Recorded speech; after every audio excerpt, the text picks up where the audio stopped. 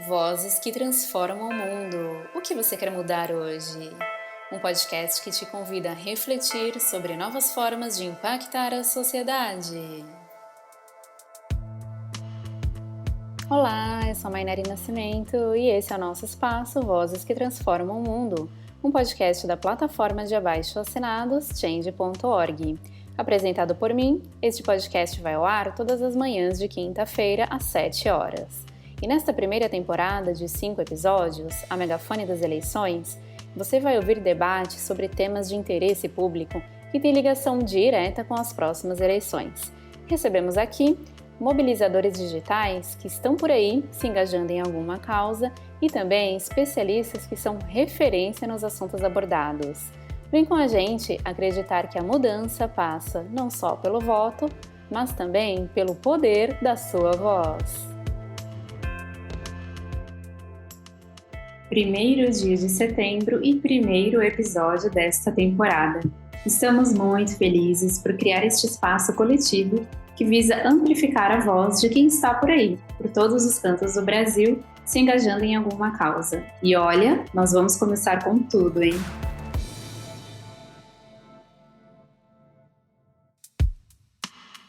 Vamos abrir esta roda de conversa com o tema da saúde pública, que lidera o topo de preocupação dos eleitores, e também vamos falar de ciência. E para conversar com a gente sobre esses assuntos tão necessários e urgentes, eu tenho a honra de receber a doutora Natália Pasternak, microbiologista e presidente do Instituto Questão de Ciência. E também a Carolina Cohen, ativista de saúde e cofundadora da Colabore com o Futuro, a primeira empresa de mobilização social e advocacy da América Latina. Bom dia, doutora Natália, seja muito bem-vinda a esse nosso espaço e muito obrigada pela participação. Bom dia, eu que agradeço o convite. Bom dia, Carolina, é um prazer ter você aqui com a gente. Bom dia, Mainari, fiquei bem feliz de poder estar aqui. Bom, pessoal, eu preciso apresentar um pouco mais as nossas convidadas, falar um pouquinho do currículo delas. A doutora Natália é microbiologista por formação, como eu comentei, e também possui doutorado em genética bacteriana pela USP. É uma escritora de ciência brasileira, comunicadora científica e respeitada fonte de informações sobre saúde e ciência para jornalistas de todo o mundo.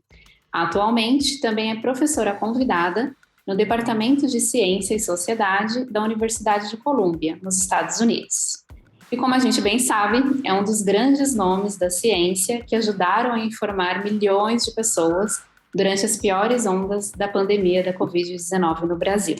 E agora, apresentando um pouco mais da Carolina, eleita como uma das 6 empreendedoras e inovadoras mais admiradas em saúde, por meio de votação popular, Carolina é ativista da área há mais de 10 anos e especialista na criação de estratégias de engajamento social e político da sociedade civil nos processos de decisão em saúde. Por 8 anos, atuou como diretora de uma das mais conceituadas ONGs de câncer da América Latina, a ABRALHE, Associação Brasileira de Linfoma e Leucemia. Pronto, convidadas devidamente apresentadas, então agora vamos começar o nosso bate-papo, porque a gente tem muito assunto para falar.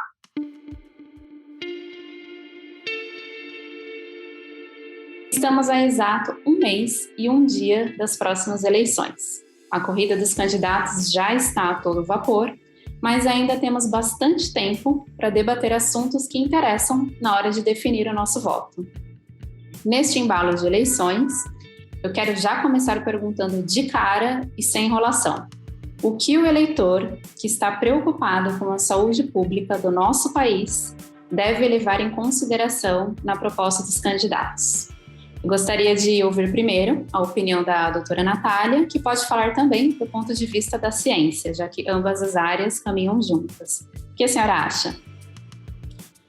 Olha, Mainari, agora nas eleições é muito importante analisar os planos que os candidatos têm para ciência e tecnologia e também para a área de saúde. Em geral, nessa época, a gente tem muito pouco contato com um planejamento específico e fica muito no ar uma ideia genérica de que saúde é importante e precisa de investimento, ciência é importante e precisa de investimento, mas pouco se fala realmente sobre estratégias para melhorar o sistema de saúde, o que vai ser priorizado como investimento em saúde, em tecnologia, o que vai ser priorizado no financiamento da ciência e como que a ciência vai ser usada para embasar políticas públicas de saúde. Então, tudo isso precisa de um certo detalhamento que, em geral, escapa nos planejamentos que ficam públicos dos candidatos. Então, acho que a primeira coisa é o eleitor realmente tomar um cuidado e ver assim, mas espera aí, deixa eu ver exatamente o que esse candidato está propondo para as áreas de saúde e de ciência e tecnologia como estratégia, como planejamento, e não só ele dizer que essas áreas são importantes e são legais. Então, acho que esse seria o primeiro passo. Excelente, doutora. Muito obrigada pela sugestão. Passando agora para a Carolina. Carol, você que é ativista da causa da saúde, né, e atua justamente em advocacy, ou seja, na influência dentro dos espaços políticos para a formulação de programas e medidas nessa área. Qual a sua opinião? Eu acho que, para pensar nisso, a gente precisa levar em consideração o cenário atual que estamos vivendo, né, o grande problema de saúde que nós vivenciamos nos últimos anos, que é a pandemia. A saúde sempre foi um dos temas importantes nas eleições, mas com a pandemia da Covid-19 o assunto ganhou ainda mais força, né? Tem até uma pesquisa realizada pelo Datafolha, que foi feita em março desse ano, em que a saúde foi a maior preocupação para 22% dos brasileiros. Depois veio a economia com 15% e o desemprego com 12%. Né? Eu acho que uma outra coisa que a pandemia nos mostrou, né, além dessa importância na área da saúde, é que o SUS ele pode ser extremamente eficaz se ele for gerido com atenção e se tiver maior destinação de recursos, né? E eu acho que da parte negativa, né, o lado negativo da pandemia é que ela trouxe ainda mais desigualdade, muita gente passando fome, né, 14 milhões de desempregados. Então, como que essas pessoas que às vezes não têm nem o que comer vão ter condições de manter a sua saúde, né? Então, acho que é super importante a gente pensar em tudo isso para poder levar em consideração o que escolher, né, na hora de ler essas propostas que a doutora Natália falou muito bem. Muitas vezes elas realmente não são muito detalhadas. Acho que um outro ponto também que é importante de ser falado é que a gente deu tanta atenção para a Covid, né, nesses últimos anos, o próprio governo, e ainda é extremamente necessária, né, continuar dando essa atenção, mas que nesses últimos anos diversas outras doenças foram negligenciadas, né? Então, muitas consultas desmarcadas, medicamentos ficaram em falta, a gente deu tanta atenção para a vacina Covid que a gente esqueceu, né, de educar sobre outras vacinas, de falar sobre a prevenção contra outras doenças, e aí agora a gente está vendo casos, né, de sarampo, por exemplo, que já estava erradicado no Brasil. Segundo a OMS, os casos de sarampo aumentaram em 79% no mundo. Então, assim, vai vir uma demanda gigantesca, né, de saúde agora para o sistema público. Então, tanto, né, das pessoas que tiveram Covid vão ter agora alguma consequência por conta disso, quanto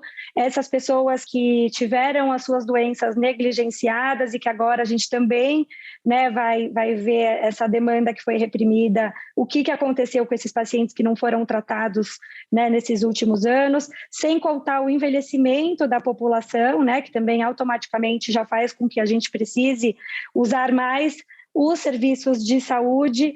Então, eu acho que uma coisa que é extremamente importante, que deve ser levada em conta, né, são os candidatos que entendam a necessidade de maior financiamento para o SUS e que criem estratégias para isso, né? Então, por exemplo, acabar com a emenda de tetos de gastos pode ser uma ótima ideia, já que isso foi extremamente prejudicial para a área da saúde. Então, assim, eu acho que maior financiamento para o SUS, considerando que a gente vai ter uma demanda gigantesca, muita gente também agora, né, com essa crise que a gente está vivendo, perdeu seus planos de saúde. Então, a tendência é que o número de pessoas no Brasil, que já era alto, né, usuárias de SUS, aumente. Acho que também super importante candidatos que pensem, né, em investir em programas de prevenção, de bem-estar, vacinação é fundamental para a gente poder cuidar da saúde das pessoas, né, evitando que elas fiquem doentes e que precisem utilizar os sistemas de saúde. Acho que um outro ponto também é avaliar os ministros de saúde que vão ser indicados por cada presidente, né? Assim, é importante que seja alguém que tenha um conhecimento técnico, que não seja escolhido por interesse político e, acima de tudo, levar em consideração, e aí eu acho que a gente vai até entrar em detalhes um pouco mais para frente, né, Mainari? O documento Voto pela Saúde, que é um documento que levanta a voz, né, de 14 milhões de brasileiros e mostra quais são, na opinião desses cidadãos, né, a prioridade em saúde que deve ser tratada aí pelos candidatos às eleições de 2022. Então, acho que é extremamente importante que os candidatos leiam esse documento, levem em consideração o que foi colocado ali e mostrem, né, essa preocupação em levar em conta realmente a opinião da população. Excelente, Carol. A gente vai falar mais um pouquinho desse documento ao longo da nossa conversa. E Carol falou sobre vários assuntos, né, relacionados à saúde e também sobre a pandemia. Eu realmente acho impossível, no momento presente, a gente debater saúde e debater ciência sem abordar mais a fundo aquele que é o maior acontecimento da história mundial mais recente, a pandemia da Covid-19, que foi um divisor de águas, né, em diversas áreas, em vários sentidos. O mundo caminha para o 3º ano dessa epidemia global.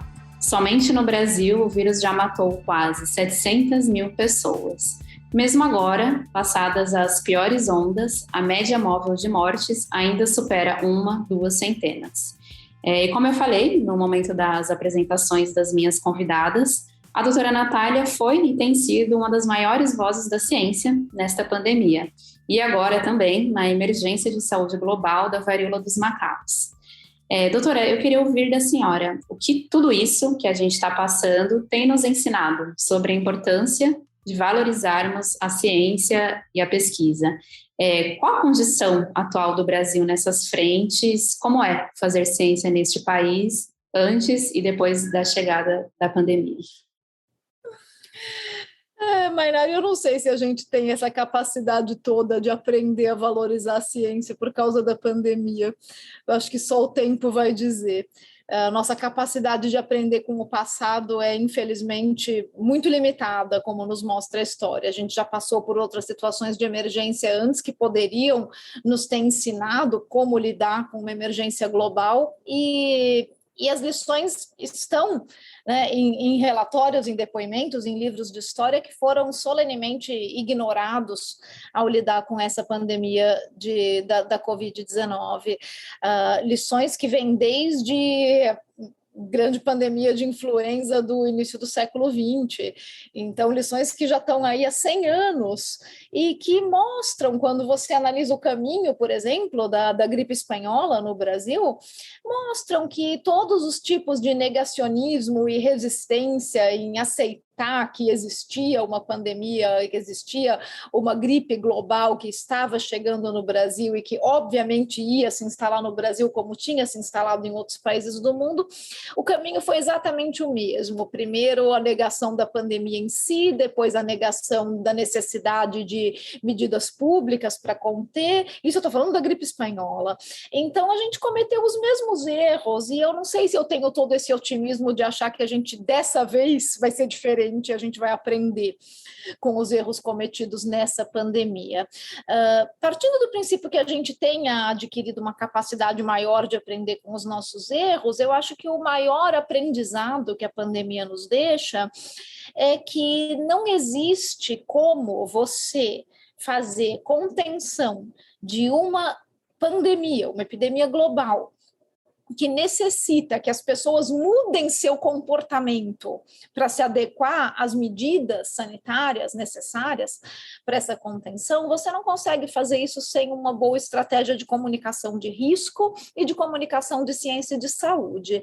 E a gente tem hoje no Brasil uma situação onde, até hoje, as pessoas não entenderam, por exemplo, qual é o benefício de usar uma máscara, ao ponto que a partir do minuto em que se retirou a obrigatoriedade do uso de máscaras em aeroportos, por exemplo, e locais públicos, as pessoas realmente deixaram de usar.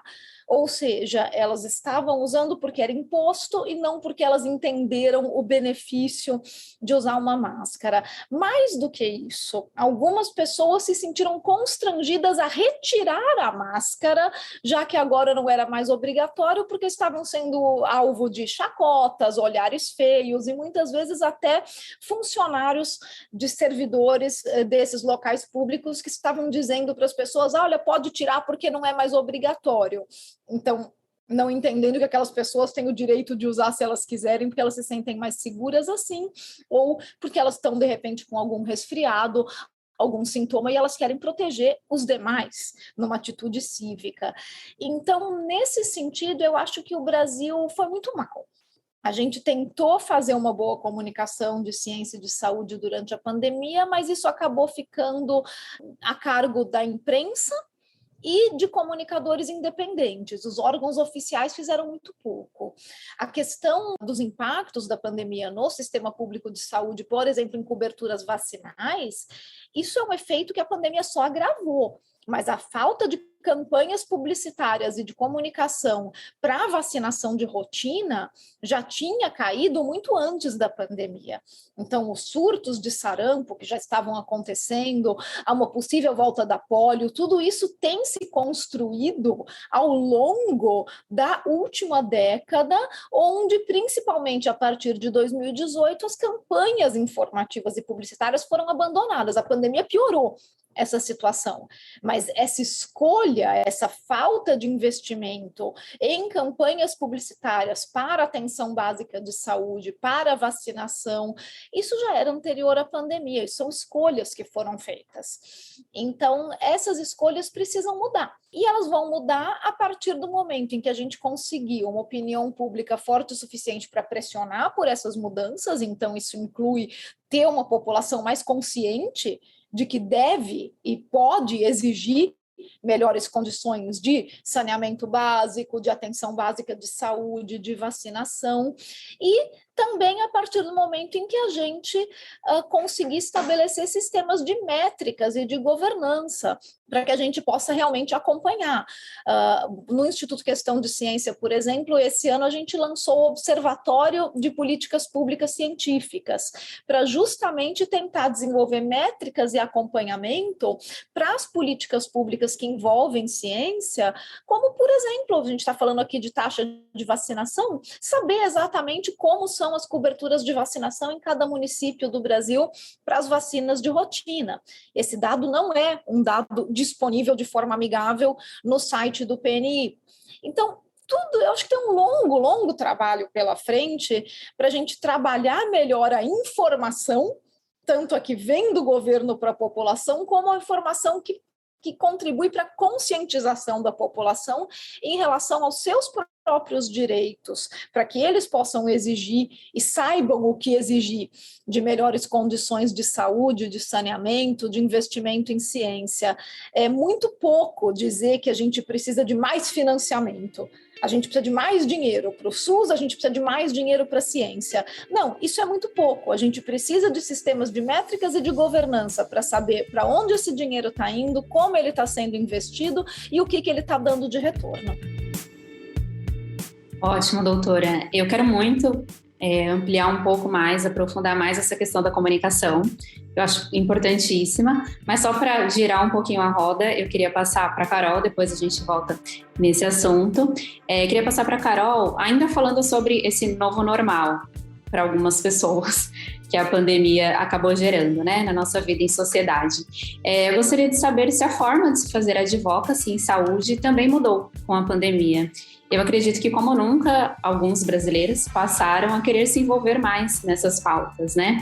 O Congresso e os governos estão preparados para esse diálogo e essa construção conjunta com a sociedade civil? Mas na área forma mudou, eu acho que isso foi muito positivo, né? Então, as pessoas entenderam que virtualmente elas podem trazer as suas demandas e trazer a sua voz para o governo, né? Então, isso simplificou o processo. Antes a gente precisava ir, né, bater na porta dos parlamentares, levar as nossas demandas. Hoje existem uma série de novos canais virtuais. Eu acho que o Congresso e os parlamentares, eles estão, sim, preparados para dialogar e para receber as demandas da sociedade, mas talvez não para tornar essas demandas efetivas, né? Eles tanto estão preparados que eles vêm aumentando cada vez mais os canais para a participação social, né? Um exemplo disso é o Perspectiva do Paciente da Conitec.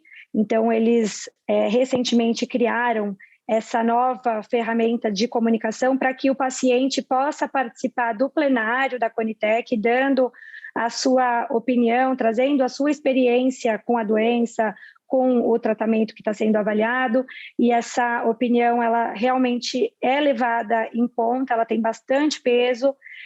Outra novidade aí que é recente foram as audiências públicas da ANS em caso de parecer desfavorável de incorporação. Então, a ANS passou a abrir, né, a realizar audiências públicas para que a população também possa falar, né, mostrar seu descontentamento ou seu parecer favorável sobre esse parecer desfavorável da ANS. Então, assim, canais não faltam para que o governo possa escutar a população. O problema e a Natália, né, a doutora Natália falou isso muito bem, que a sociedade civil não sabe que existem esses canais para participação social. E aí, com isso, o volume de participação ainda é muito pequeno. Então, é um longo caminho, né, entre receber as demandas e usar, de fato, isso para algum fim. Então, como eu falei, eles recebem, em alguns casos a gente sabe que eles estão usando, a gente percebe o quanto essa participação é relevante, em outros casos a gente vê também que não é usado essa informação que veio da sociedade, mas eu acho que a gente, de fato, só vai saber se eles estão preparados quando a gente tiver um volume de participação mais efetiva, que hoje nós não temos. Então, a Colabore com o Futuro existe justamente para isso, né? Para a gente educar a população sobre essa possibilidade de participar desse processo de decisão em saúde, e esperamos que nós possamos cada vez mais aumentar esse volume de participação social, que é tão importante. Afinal, nós vivemos, né, num país em que existe uma democracia e que está previsto, inclusive, em Constituição, né, essa participação cidadã. Bom, a gente vai falar também um pouquinho de sugestões, ideias para ampliar essa participação cidadã logo mais. Mas agora eu queria voltar naquele assunto ainda de comunicação, da questão anterior com a doutora Natália. A gente comentou que as pessoas, em geral, estão mais interessadas nos debates de saúde, mas a gente também sabe que falar de saúde, principalmente de ciência, muitas vezes é difícil para quem não é do meio. Ainda mais na área das fake news, especialmente em um período eleitoral. A informação é muito importante.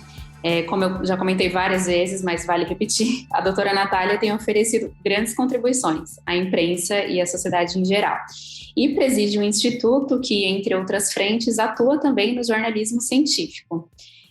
Já falamos um pouco da importância da informação. Agora eu queria uma visão um pouco contrária.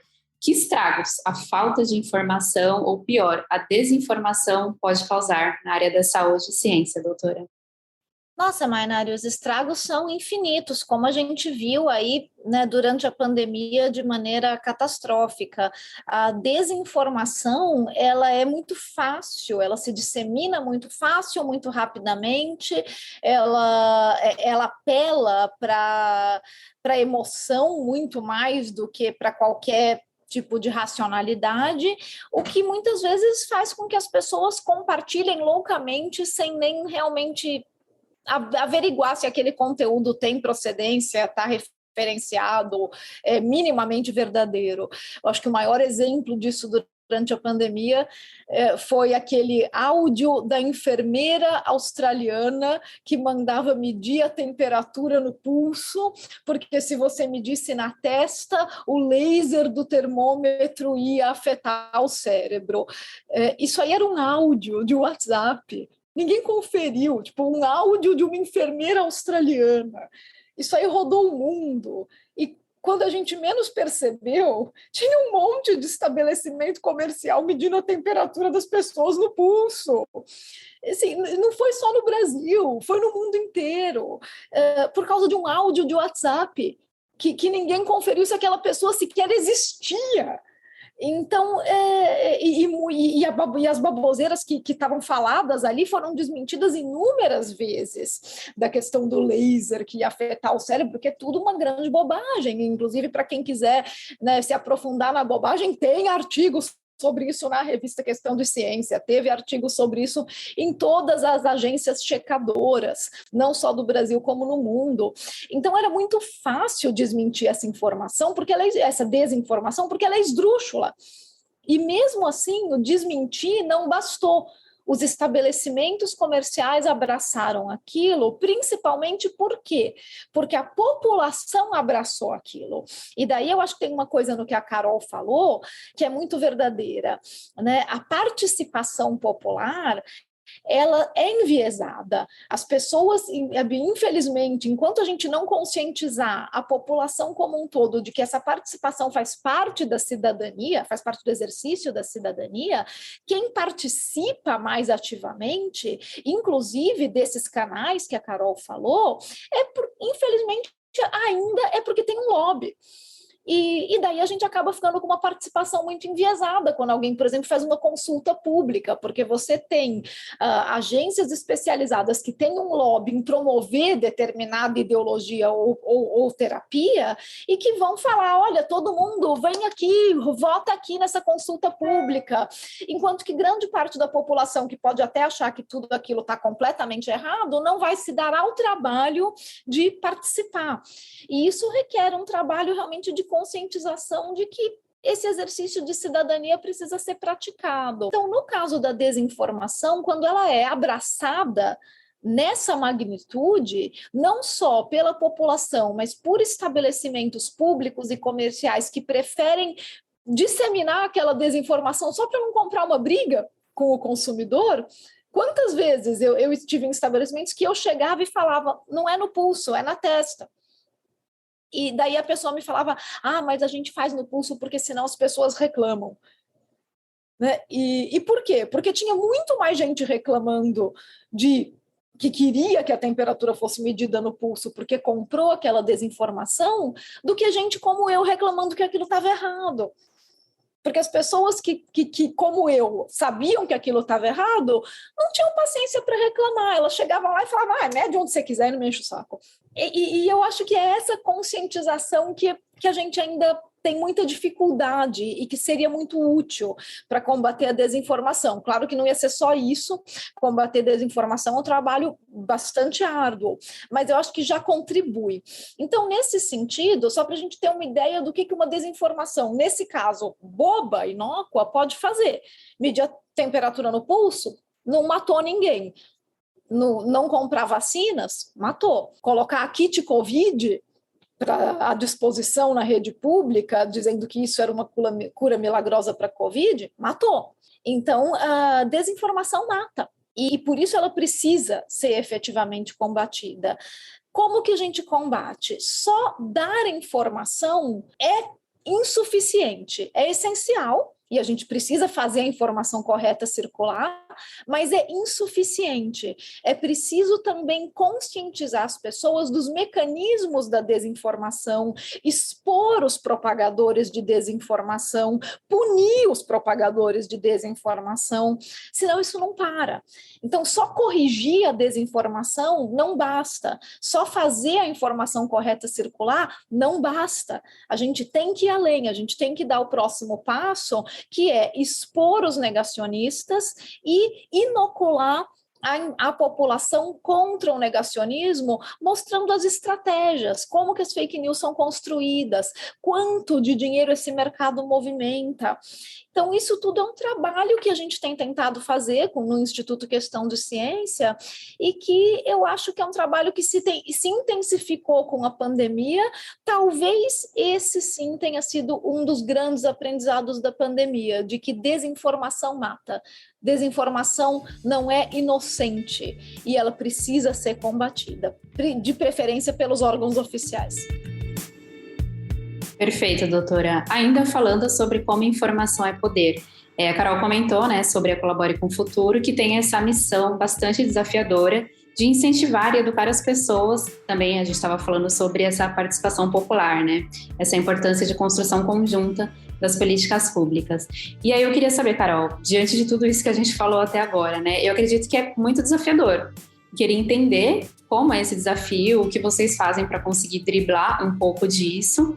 E aí, já puxando um gancho também para aquele projeto que você falou lá no início da nossa conversa, o Voto pela Saúde, eu acho que foi uma experiência muito clara de entender como que as pessoas lidam com esse processo, né? Porque vocês receberam várias sugestões da população em questões abertas para a população em geral, onde elas podiam dar as suas sugestões para a área da saúde. Então, eu imagino que vocês receberam muitas coisas e depois tiveram que fazer um filtro que deve ter sido muito difícil para chegar numa conclusão. Então, ficou nítido para você, depois que esse documento, depois que vocês receberam todas essas sugestões, de como falta informação para a população, não só informação sobre questões específicas, mas também de como apresentar as suas demandas, de como pedir, reivindicar as coisas, né? Claro que as pessoas sabem das suas necessidades. Precisa de um remédio que ainda não é disponibilizado no SUS, precisa de um tratamento que não é coberto pelos planos de saúde, mas elas sabem apresentar essa demanda? Como encaminhar essa demanda? Para quem?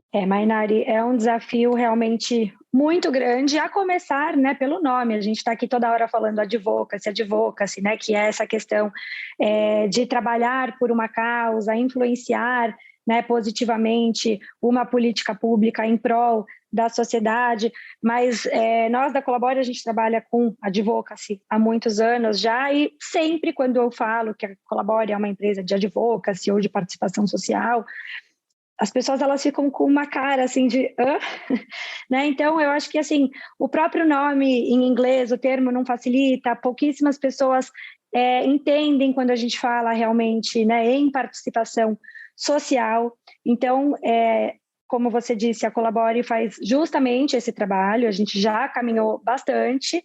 Quando a gente começou, por exemplo, a falar disso, né, há 5 anos atrás, sobre as ferramentas de participação social, o que é uma consulta pública, como participar de uma consulta pública, o que é uma audiência pública, o que é um observatório cidadão, pouquíssimas pessoas falavam sobre, né? E aí eu tenho bastante orgulho em dizer que, seguindo, né, o exemplo da Colabore, hoje grande parte das ONGs de saúde, né, que são grandes influenciadoras nesse processo, representam a voz de muitos pacientes, hoje elas passaram a educar o seu público sobre participação social, elas mobilizam, né, a população, os pacientes, para participar desses canais aí de participação social que existem hoje, né? Assim, ainda assim é um grande desafio.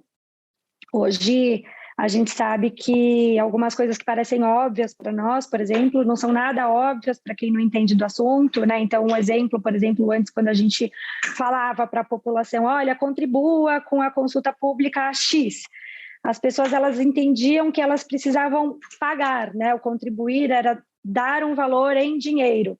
Então, assim, a gente realmente caminhou um longo percurso até entender a melhor forma de se comunicar com a sociedade, de explicar para a população o que é a participação social, tentar ao máximo facilitar esse termo advocacy, facilitar esse entendimento, né, de o que é, quais são os canais, como participar.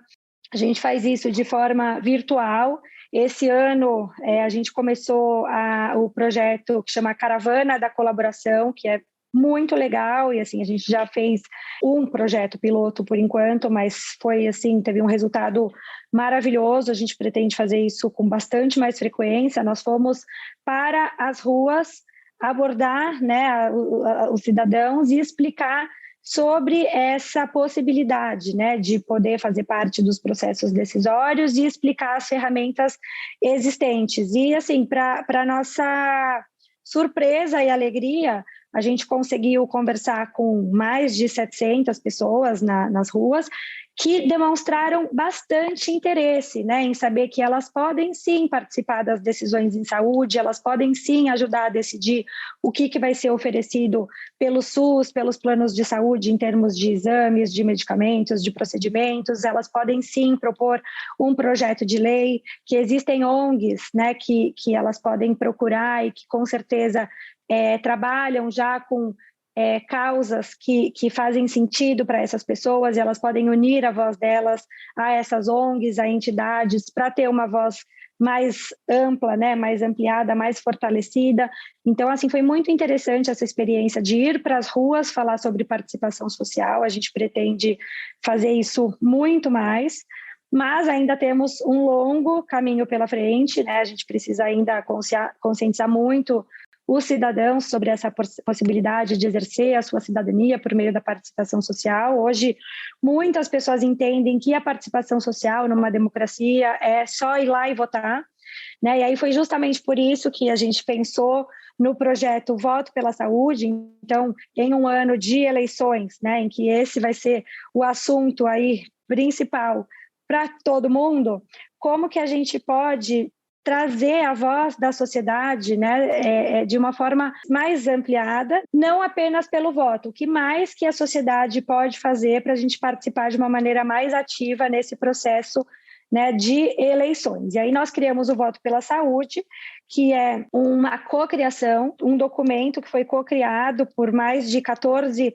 milhões de brasileiros, dizendo aí quais são as maiores preocupações na área da saúde que devem ser priorizadas pelos candidatos às eleições. Então, a ideia foi escutar a população, fazer um levantamento, né, do que é importante para a sociedade, construir um documento que organizasse tudo isso, e agora nós estamos entregando para os candidatos e para os seus partidos para garantir que 100% dos candidatos às eleições, de todos os cargos que estão concorrendo, conheçam quais são essas prioridades levantadas pela sociedade e levem isso em consideração. E aí, respondendo a sua pergunta, 23% das pessoas que participaram, né, respondendo esse formulário que ficou online durante 2 meses, eram profissionais da área da saúde. Então, a gente percebe que essas respostas, elas tinham, assim, bastante embasamento, vieram com vários dados e mostraram, né, um cenário um pouco mais geral de necessidade. Mas sim, a gente recebeu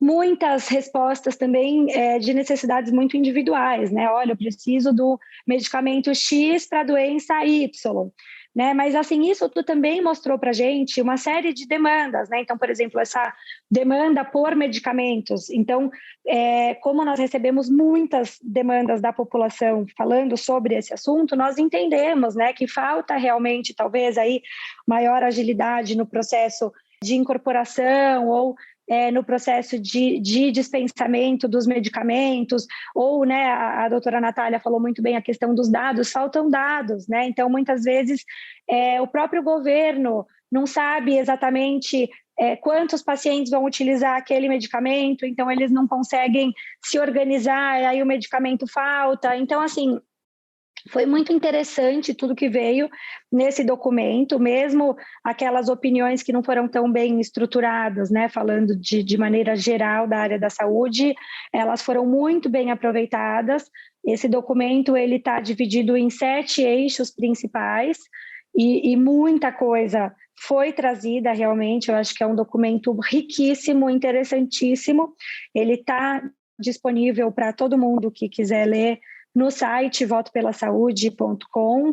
Então, é um documento, assim, extremamente relevante e uma forma da gente mostrar para a sociedade que nós podemos, né, participar dessa construção. Então, como nós falamos aqui, os planos de governo, geralmente, eles são bem superficiais, né? Eles não trazem, assim, grandes ideias respaldadas em alguma coisa, né? Eles não têm esse detalhamento do que vai ser feito de fato. a população, neste documento, pôde trazer de maneira bem detalhada o que pode ser feito, e é muito interessante que os candidatos leiam e levem em consideração para a criação dos seus próprios planos de governo.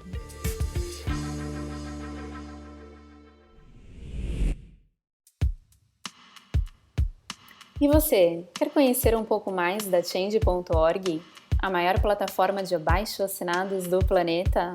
Somos livres, plurais, abertos, independentes e apartidários. Incentivamos debates saudáveis e seguros de todas as partes da sociedade. Acesse change.org, encontre uma causa para abraçar e comece a mudar o mundo agora mesmo.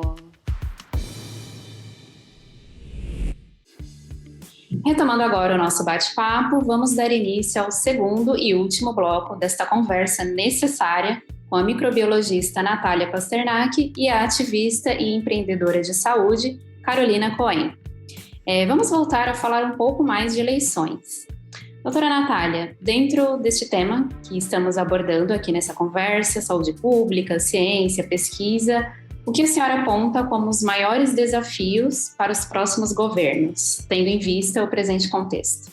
Mainari, no ponto de vista de ciência e tecnologia, o maior desafio acho que vai ser restabelecer um ecossistema favorável para a pesquisa científica no Brasil.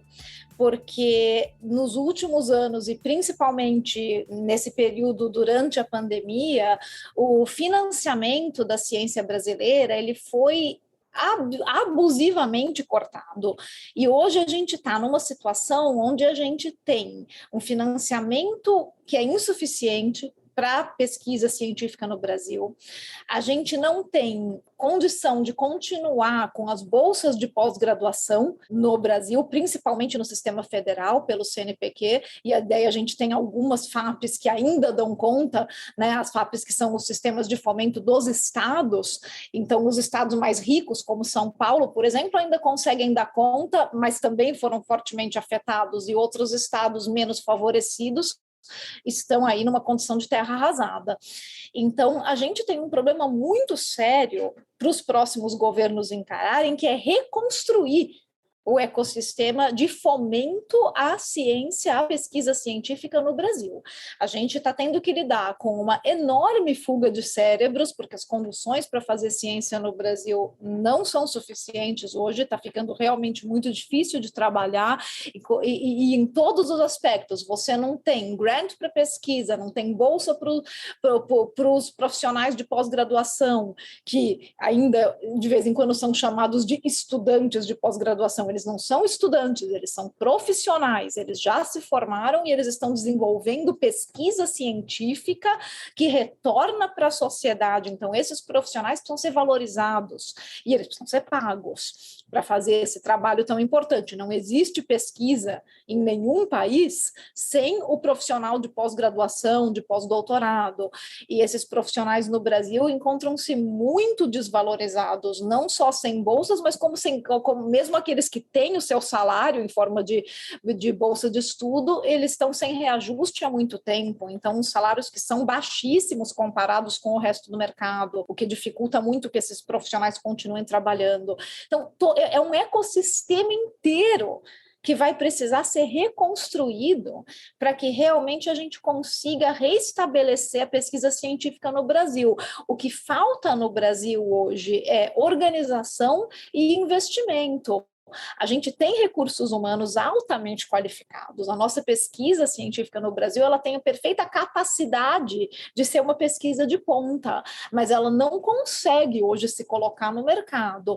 E outra coisa que eu acho que a pandemia também escancarou e que precisa ser feito é restabelecer um ecossistema de startups para que a pesquisa científica consiga ser transformada em tecnologia que efetivamente retorna para a sociedade.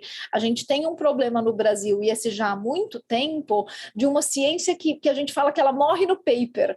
Então, a gente tem financiamento para pesquisa científica, a pesquisa é de ponta, a gente publica nas melhores revistas, na pesquisa brasileira ela é de muito boa qualidade, mas uma vez publicada, ela morre ali, porque a pesquisa... Claro, pesquisa básica tem que acontecer sempre a geração de conhecimento, mas aquela pesquisa aplicada que poderia ser revertida em produtos no mercado, no Brasil ela não encontra um ecossistema favorável de mercado, de indústria, de ambiente fiscal para fomento de startups de tecnologia, de biotecnologia, por exemplo, como a gente vê em outros países que investem pesadamente nisso, como, por exemplo, Coreia do Sul, Israel, mesmo nos Estados Unidos.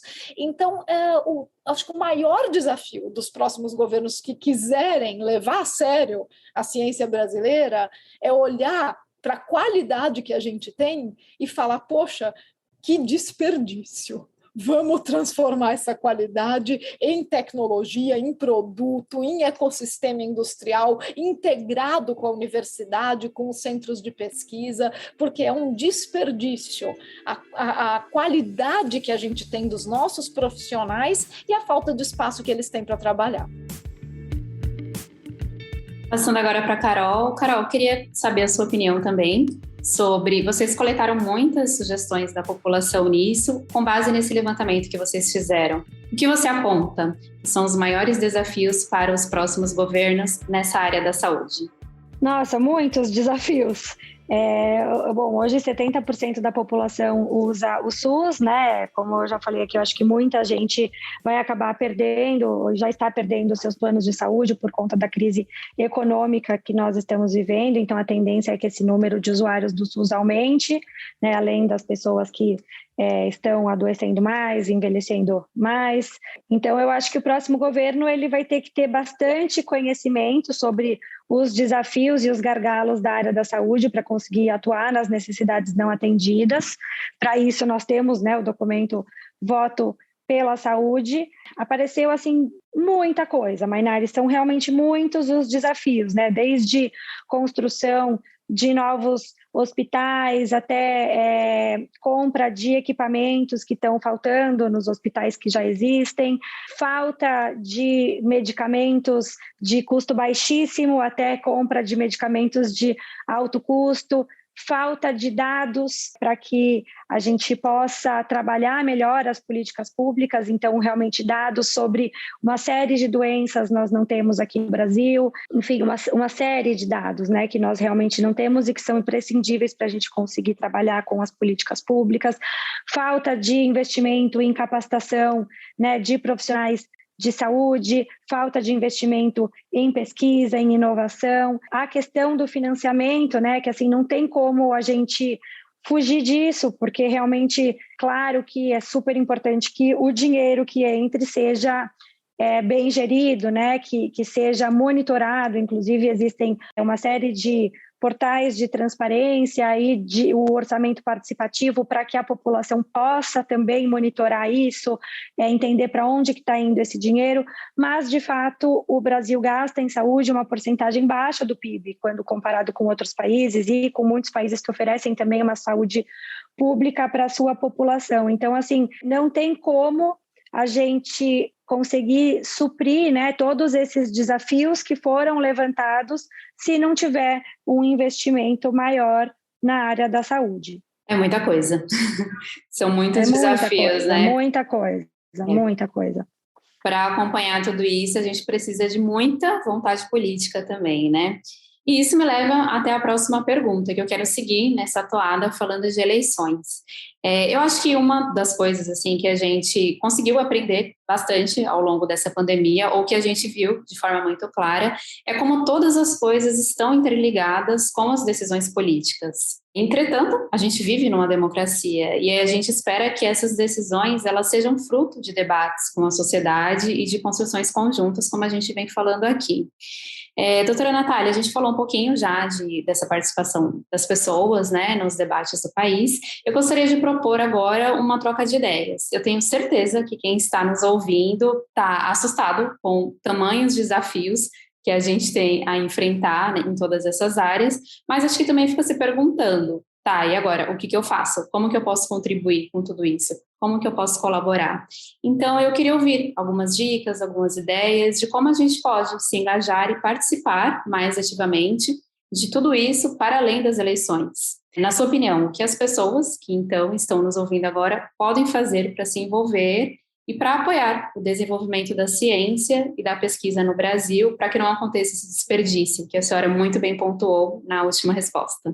O meu trabalho é muito mais na conscientização, para que as pessoas tenham acesso à informação correta. Então, naquilo que eu comentei antes, de que é nossa obrigação fazer a informação correta circular. E para que as pessoas possam, então, usar essa informação correta que está circulando, que está chegando na população de maneira adequada, de maneira didática, de maneira transparente, e usem essa informação para tomar decisões melhores. Então, toda a missão do Instituto Questão de Ciência, ela passa justamente pela nossa capacidade de tomar decisões, sejam decisões do cidadão comum, que vão desde que produto eu compro no mercado até vou ou não vou vacinar meus filhos, até as decisões do parlamentar, do gestor público, que precisam ser embasadas no que eles sabem ou não sabem sobre ciência. Então, decisões de como regulamentar créditos de carbono, pesquisa com células tronco-embrionárias, rotulagem de alimentos, tudo isso vai passar pelo que o gestor público e o parlamentar entendem sobre ciência e sobre saúde. E a obrigação, então, do Instituto Questão de Ciência é fazer com que essas decisões sejam tomadas da maneira mais informada e mais embasada possível. Como, então, fazer com que essas decisões também acabem acarretando uma maior participação popular? Eu acho que é muito mais o trabalho da Carol do que o meu, né? O meu trabalho como IQC e como colunista de jornal e com os programas de rádio, tudo é muito mais trabalhar com essa conscientização da população de ser informada, de ter o direito de ser informada e agir de acordo com essa informação. Então, no momento que eu tenho uma população que entende a importância da vacinação, das coberturas vacinais, eu tenho uma população que pode se mobilizar para dizer, poxa, eu gostaria que os postos de vacinação funcionassem em horários mais adequados para que eu possa levar os meus filhos, por exemplo. Agora, como que a gente faz? E daí eu até jogo para a Carol, né? Então, como é que a gente transforma, Carol, essa conscientização? A gente tem uma população que agora, esperamos, né, esteja consciente da importância de vacinar, mas que, ao mesmo tempo, tem uma dificuldade de levar as crianças para vacinar, porque o posto de saúde abre só durante a semana, das 9 da manhã até as 5 da tarde, quando tem um vacinador disponível e com as vacinas disponíveis no posto. Então, como que essa população que já está consciente, eu quero vacinar, mas eu quero que o posto funcione nos finais de semana, ou eu quero que tenha vacinação nas escolas, porque, né, eu como pai e mãe não tenho como levar a criança. Então eu acho que são essas coisas combinadas que precisam acontecer, e daí eu fico muito feliz de estar dividindo aqui com a Carol, porque eu acho que é exatamente isso, a gente precisa de uma população consciente e ativa. Então, estamos todos ansiosos agora para ouvir a resposta da Carol sobre isso. Acho que a gente falou em alguma pergunta anterior sobre os desafios, e a doutora Natália pontuou agora, né? Tá, a gente tem o primeiro desafio, que é de conscientizar. Mas e depois? Depois que a gente conscientiza, né? As pessoas ficam despertas para a realidade, ficam indignadas, às vezes, por não ter a vacina disponível, mas então, como elas se mobilizam, como elas reivindicam? Então, sem dúvida, o primeiro passo é sim conscientizar. O segundo passo, eu acho que é juntar as vozes, né? Porque quando a gente fala individualmente, a gente tem muito menos força do que quando a gente descobre onde estão essas pessoas que também têm essa mesma opinião que eu ou essa mesma necessidade que eu, para que a gente possa se unir e organizadamente lutar, né, por essas mudanças ou esses direitos. E existem muitas formas de fazer isso, muitas ferramentas, né? Então, por exemplo, eu acho que participar dos conselhos estaduais e municipais de saúde é extremamente importante para pautar tudo isso, né? Então, assim, levar essa demanda para os conselheiros e aí tentar fazer com que isso também seja um tema, por exemplo, das conferências nacionais de saúde, porque tudo isso é levado para o ministro da Saúde e é trabalhado posteriormente. Então, assim, fazer parte dos conselhos é extremamente importante para a gente poder levar a nossa voz e essa nossa demanda para quem de fato pode fazer algo a respeito. Podemos ajudar a decidir sobre os orçamentos públicos pelo orçamento participativo, então até colocar ali uma ideia, né, porque provavelmente vai ter um custo adicional ali, né, para os estados, para os municípios, então deixar as UBSs trabalhando, funcionando por mais tempo, né, com mais quantidade de horas, vai precisar ter um custo a mais aí para pagar hora extra de funcionário, né, então assim, fazer uma proposta para que o orçamento público seja investido nisso, dentro do site de orçamento participativo que quase todos os estados possuem, né? Se não possui também, é extremamente importante pressionar para que o estado ofereça esse canal. Dá para propor audiências públicas para parlamentares falarem sobre esse tema, trazerem atenção para esse tema, isso é extremamente relevante, tentar encontrar um parlamentar que abrace essa causa, entenda a importância disso e construa um projeto de lei, por exemplo. E existem várias outras ferramentas, né? Então, por exemplo, ficar de olho nos portais de transparência não está diretamente alinhado com isso, né? De trazer uma pauta, mas de monitorar o que está acontecendo, que também é super importante, participar de consultas públicas também, né? Nesse caso, não vai estar trazendo a pauta, mas se o próprio governo, de repente, colocar isso em pauta, né? Então, olha, o que a população acha de aumentar os horários das UBSs ou a vacinação nas escolas para que mais pessoas, né, tenham essa oportunidade de conseguir, né, não faltar nos empregos ou enfim. Então aí a população precisa se manifestar, precisa dar a sua opinião, porque não adianta só a gente ter esses canais e a gente não se manifestar, a gente está perdendo a oportunidade de participar mais ativamente da construção do nosso país, né? De decisões que nos afetam no nosso dia a dia, né? Muita gente pensa, eu para que vou participar de uma consulta pública? Não sei nem direito o que é isso. Imagina, né? Assim, recentemente, não tão recentemente, mas assim, foi aberta uma consulta pública que perguntava o que a população achava sobre a vacinação, né? Em crianças de 8 a 12 anos, não lembro exatamente qual era agora a faixa etária. Então, assim, coisas que de fato a gente tem que ficar atento às consultas públicas que estão abertas, porque sempre são assuntos que nos interessam. Às vezes eles são um pouco mais específicos, mas assim, em geral, tem muita consulta pública que a gente precisa dar a nossa opinião para que, de fato, ela seja levada em consideração e as políticas públicas atendam às nossas reais necessidades, né? O legislador ou os governantes, eles podem ter a maior boa vontade, mas eles não conhecem todos os nossos desafios na ponta. Então, se a gente não conta para eles, eles não vão conseguir fazer essas transformações necessárias. A Colabore sempre fala, né, sobre essas formas diferentes aí existentes de participação social. Inclusive, a gente tem um post bem legal no nosso blog que elenca as 10 formas de participação social, explica cada uma delas. Então, eu deixo o convite para as pessoas seguirem as redes sociais da Colabore. Isso é advocacy, né? A gente conseguir pegar uma causa de interesse público e influenciar os tomadores de decisão, levar essa demanda para os tomadores de decisão para conseguir fazer essa mudança, que é diferente do lobby, né? Que o lobby, ele pensa no interesse privado, né? Então, quando uma empresa chega num tomador de decisão e pede alguma coisa para o seu próprio interesse, a gente chama de lobby. Advocacy é quando a gente pensa no interesse da população, e eu acho que essa causa, né, que a doutora Natália levantou, é extremamente relevante. Excelente, temos então o caminho das pedras. Obrigada pelas sugestões, Carol. Chegamos então ao final da nossa conversa, que, diga-se de passagem, foi muito esclarecedora e muito importante para os debates da atualidade. Eu quero inaugurar agora uma tradição para terminar todos os episódios desse nosso podcast, com uma pergunta para motivar a ação de quem nos ouve. A gente falou da conscientização, depois que a gente fica consciente, a gente se indigna, depois que a gente se indigna, a gente precisa motivar para passar a ação. Que a Carol já passou agora alguns caminhos para a gente, para essa ação. Então, vamos lá.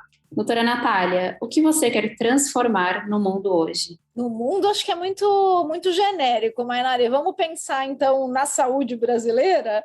Daí a gente pode, pelo menos, fazer um recorte mais específico. Uma das campanhas mais importantes do IQC, do Instituto Questão de Ciência, desde 2019, tem sido a conscientização sobre a inclusão de 29 práticas de medicina alternativa no SUS.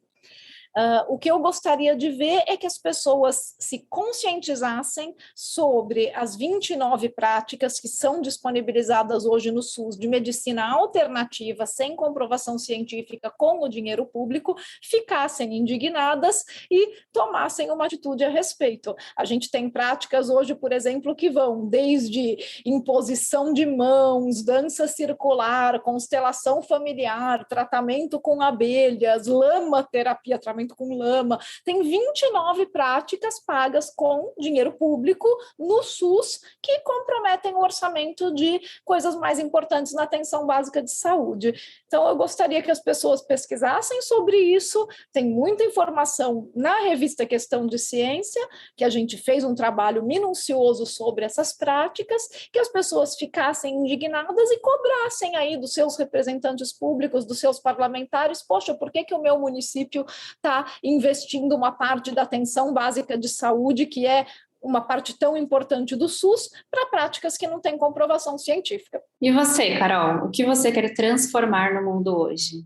Eu acho que eu vou fazer também esse recorte aí, né, de transformar na área da saúde, porque no mundo realmente são tantas coisas que eu gostaria.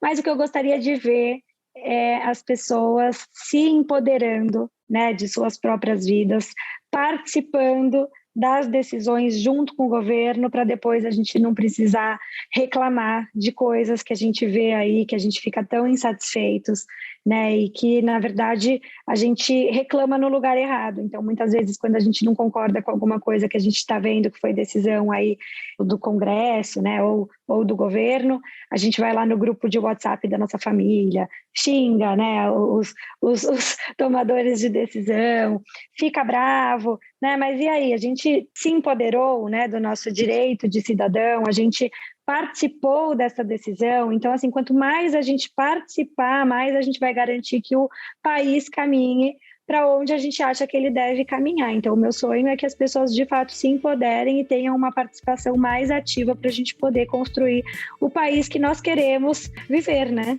Muitíssimo obrigada, doutora Natália e Carolina, por terem usado sua voz neste nosso megafone das eleições. Tudo que conversamos aqui, sem sombra de dúvidas, contribui imensamente para os debates da atualidade. E eu espero que este bate-papo, para quem nos ouviu, tenha despertado a motivação e apresentado novas formas de ação em prol do nosso país. Muito obrigada. Eu que agradeço, Mainari, foi um prazer estar aqui. Foi um prazer também estar com você e com a Carol, Mainari. Obrigada.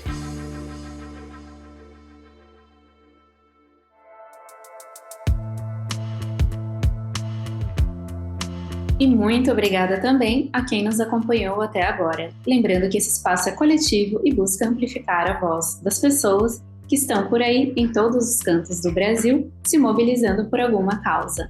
Demos a largada, não perca o segundo episódio deste podcast, que vai ao ar na próxima quinta-feira, às 7 horas. Vamos receber Ailton Krenak, uma das maiores lideranças indígenas do Brasil, e Priscila Colodete, agente em indigenismo da FUNAI. Vamos falar de Amazônia, meio ambiente, povos indígenas e muito mais. Até lá, segue a gente no Instagram, @change.org_br, para acompanhar as nossas ações e unir as vozes que transformam o mundo. Até mais!